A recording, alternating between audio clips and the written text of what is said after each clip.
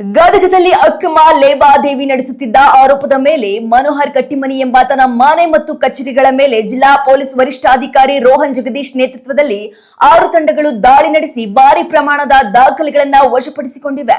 ಕಾರ್ಯಾಚರಣೆಯ ವೇಳೆ 60 ಲಕ್ಷ ರೂಪಾಯಿ ಮೌಲ್ಯದ 422.4 ಗ್ರಾಂ ಚಿನ್ನಾಭರಣ, 5.5 ಲಕ್ಷ ರೂಪಾಯಿ ನಗದು, 150ಕ್ಕೂ ಹೆಚ್ಚು ಸಹಿ ಮಾಡಿದ ಹಾಗೂ ಖಾಲಿ ಚೆಕ್ಗಳು, 11 ಚೆಕ್ ಪುಸ್ತಕಗಳು, 9 ಪಾಸ್ಬುಕ್ಗಳು ಮತ್ತು 5 ಎಟಿಎಂ ಕಾರ್ಡ್ಗಳನ್ನ ಪೊಲೀಸರು ಜಪ್ತಿ ಮಾಡಿದ್ದಾರೆ.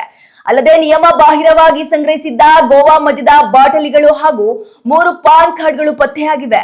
ಈ ಸಂಬಂಧ ಪಟಗೇರಿ ಪೊಲೀಸ್ ಠಾಣೆಯಲ್ಲಿ ಸುಲಿಗೆ, ಬೆದರಿಕೆ ಹಾಗೂ ಮೈಕ್ರೋ ಫೈನಾನ್ಸ್ ಕಾಯ್ದೆಯಡಿ ಬಿಎನ್ಎಸ್ ವಿವಿಧ ಸೆಕ್ಷನ್ಗಳ ಅಡಿಯಲ್ಲಿ ಪ್ರಕರಣ ದಾಖಲಿಸಲಾಗಿದ್ದು, ಆರೋಪಿಯ ಅಕ್ರಮ ಚಟುವಟಿಕೆಗಳ ವಿರುದ್ಧ ಕಠಿಣ ಕ್ರಮ ಕೈಗೊಳ್ಳಲು ಪೊಲೀಸ್ ಇಲಾಖೆ ಮುಂದಾಗಿದೆ.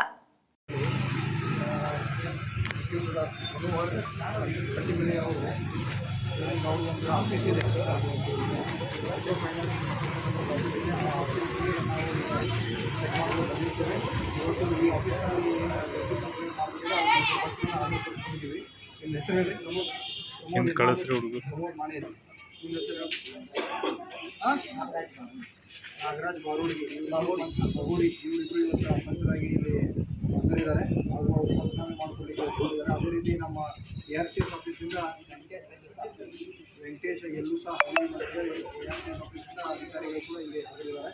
ನಾವು ಹೊರಗಡೆ ಹೋಗಿ DSP ಸಾಹೇಬರ ಸಮ್ಮುಖದಲ್ಲಿ ಏನು